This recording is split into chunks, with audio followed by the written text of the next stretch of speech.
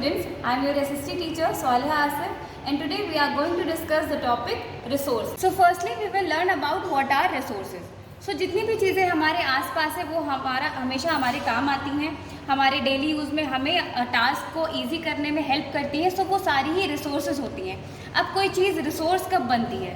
जब उसकी जो ह्यूमन बीइंग्स उसका यूज़ करते हैं, उसकी वैल्यू होती है, उसकी नीड होती है, उसकी यूटिलिटी पे बेस होता है कि वो चीज़ रिसोर्स है या नहीं।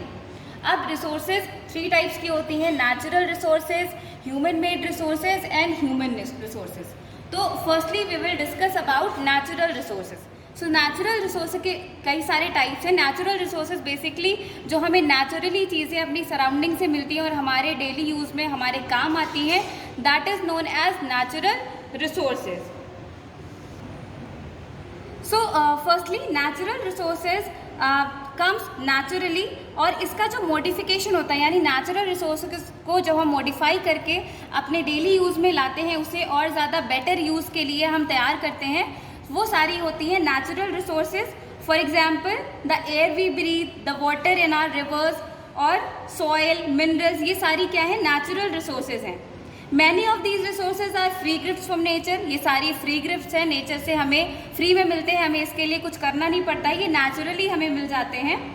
And in some cases tools and technology में be needed to use natural resources. कुछ केसेस में हमें उसमें कुछ मॉडिफिकेशन करने पड़ते हैं, कुछ चेंजेस करने पड़ते हैं ताकि हम उन्हें बेटर यूज़ कर पाएँ और उनको अपनी लाइफ में इंक्लूड कर पाएँ और बेटर वेज में।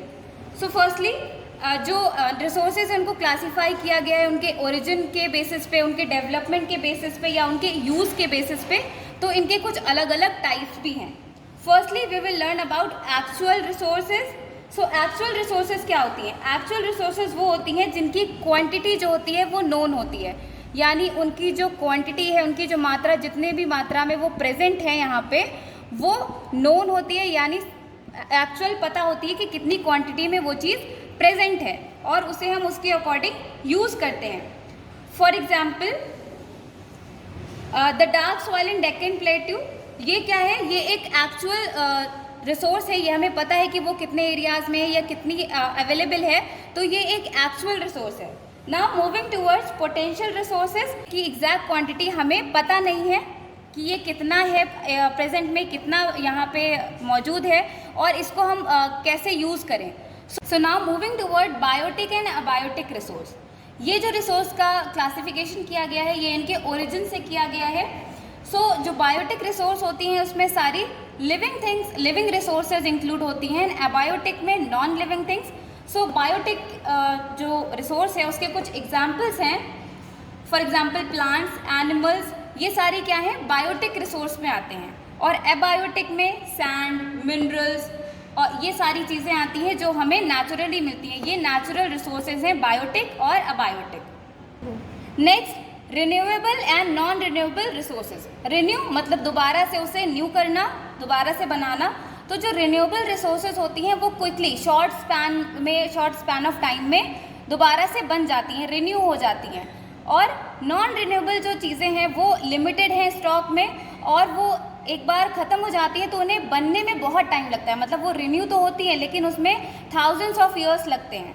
तो ये एक्चुअली नॉन रिन्यूएबल रिसोर्सेज कहलाती हैं। और रिन्यूएबल रिसोर्सेज क्विकली दोबारा से जनरेट हो जाती हैं, दोबारा से यूज़ में आ जाती हैं, तो उन्हें हम रिन्यूएबल रिसोर्स कहते हैं। सो अगर हम एग्जाम्पल की बात करें तो रिन्यूएबल रिसोर्सेज के एग्जाम्पल होते हैं for example forest, soil, these are renewable resources. And next moving towards non renewable resources, तो इसमें coal, petroleum, natural gas, these are the example of non renewable resources. Now moving forward ubiquitous and localized resources. So जो ubiquitous resource होती हैं ये जो differentiation है ये इनकी distribution के basis पे बना है कि कौन से place पे कौन सी मिनरल, कौन सा रिसोर्स हमें मिलता है। तो जो यूबिक्विटस है ये हमें हर जगह मिल जाती हैं, we can find it everywhere. ये लोकलाइज नहीं होती हैं, पर्टिकुलर किसी जगह पे नहीं, ये हर जगह हमें अवेलेबल होती हैं। For example the air we breathe, so air क्या है? It is also a ubiquitous resource. And the water we drink, ये भी क्या है? एक यूबिक्विटस रिसोर्स है। देन लोकलाइज रिसोर्स जो होती है वो स्पेसिफिक किसी जगह पे पर्टिकुलर रिसोर्स जो मिलती है वो लोकलाइज रिसोर्स कहलाई जाती है। For example copper and iron, ये स्पेसिफिक किसी जगह पे मिलता है, ऐसे हर जगह हमें नहीं मिलता है, तो ये क्या है, लोकलाइज रिसोर्स है। और जो हमें हर जगह मिल जाती हैं, इजीली अवेलेबल होती हैं, वो यूबिक्विटस रिसोर्सेज कहलाई जाती हैं। So moving towards human made resources. Human made resources यानी जो ह्यूमंस ने बनाई है, ह्यूमंस ने चेंज करके अपने यूज़ में लाई हैं, वो रिसोर्सेज कहलाई जाती हैं ह्यूमन मेड रिसोर्सेज। तो कभी कभी कुछ रिसोर्स, नेचुरल रिसोर्सेज ऐसी होती हैं कि हम उन्हें वैसा नहीं यूज़ कर सकते, जैसे सेम वो हैं उसको एग्जैक्टली वैसे हम अपने यूज़ में नहीं ला सकते, तो हमें उसे चेंज करना पड़ता है, उन्हें हमें चेंज करना पड़ता है। और उस चेंज को करने के बाद जो रिसोर्सेज यूज़ में आती हैं वो कहलाती है human made resources. For example roads, vehicles, bridges, machinery, ये सारी चीज़ें मिल करके ह्यूमन मेड रिसोर्सेज बनाती है। मतलब इसमें नेचुरल रिसोर्सेज यूज़ हुई हैं, इन सब में नेचुरल रिसोर्स यूज़ हुई हैं, लेकिन इन्हें मॉडिफाई किया गया है, तब जा करके ये एज अ रिसोर्स आई हैं सामने निकल करके, इसलिए इन्हें हम ह्यूमन मेड रिसोर्स कहते हैं, humans. Moving towards human resources, so we as human we are also a resource, हम भी एक रिसोर्स हैं, क्योंकि हम भी दूसरों के काम आ रहे हैं। हमारे रिसोर्सेज के साथ हमारा जो कोऑर्डिनेशन है, जो इंटरडिपेंडेंसी है, वो इक्वल है। तो human as a resource, human being भी एक रिसोर्स होता है। और जो ह्यूमंस की स्किल होती है, टेक्नोलॉजी, नॉलेज, और इसी से इन सब को मिला करके हम नेचुरल रिसोर्सेज को, उसकी यूजेबिलिटी को बढ़ाते हैं, उसकी वैल्यू को बढ़ाते हैं, तो वो एक्चुअल रिसोर्स बन जाती हैं। So as a human we are also a resource. और टेक्नोलॉजी सबसे बड़ा रिसोर्स है, सबसे बड़ा ह्यूमन रिसोर्स है, जो कि ह्यूमन बींग्स ने ही बनाया है। So people can make the best of nature to create more resources when they have knowledge. So सबसे बेस्ट यूज़ जो ह्यूमन है वो तभी कर सकता है रिसोर्सेज का, जब उसके पास बेस्ट स्किल्स हो, टेक्नोलॉजी हो, और सबसे इम्पॉर्टेंट नॉलेज हो। सो ये सारी चीज़ें भी हमारे रिसोर्स में आती हैं, it is also a resource. Now conservation of resources, what is conservation? Conservation मतलब हमें रिसोर्सेज को कैसे कंजर्व, कैसे बचा करके यूज़ करना चाहिए, क्योंकि ये नेचुरल रिसोर्सेज पे ही हमारी लाइफ डिपेंड है। अगर हम उन्हें अच्छे से नहीं यूज़ करेंगे, उनका वेस्ट करेंगे, तो हमारी लाइफ आगे चल के बहुत ज़्यादा डिफ़िकल्ट होने वाली है, क्योंकि कुछ उनमें से रिन्यूएबल है लेकिन कुछ नॉन रिन्यूएबल है। अगर वो ख़त्म हो गई तो हमें वापस से नहीं मिलने वाली हैं और हमारी लाइफ इफेक्ट होगी। इसलिए रिसोर्सेज का कंजर्वेशन बहुत इंपॉर्टेंट है।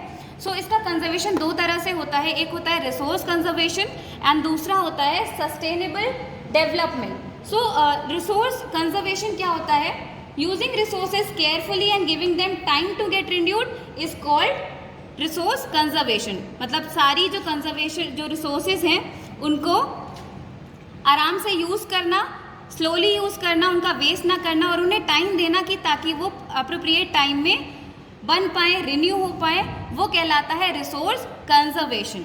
और फिर आता है सस्टेनेबल डेवलपमेंट। सस्टेनेबल डेवलपमेंट में क्या होता है कि हम बैलेंस करते हैं चीज़ों को, रिसोर्सेज को बैलेंस करते हैं कि हम इतनी चीज़ें प्रेजेंट में यूज़ कर रहे हैं और हमने कुछ अमाउंट उसका बचा करके रखा है कि हम उसे फ्यूचर में यूज़ करेंगे। That is known as sustainable development. Basically it is the process of balancing the need to use resources and also conserve them for the future.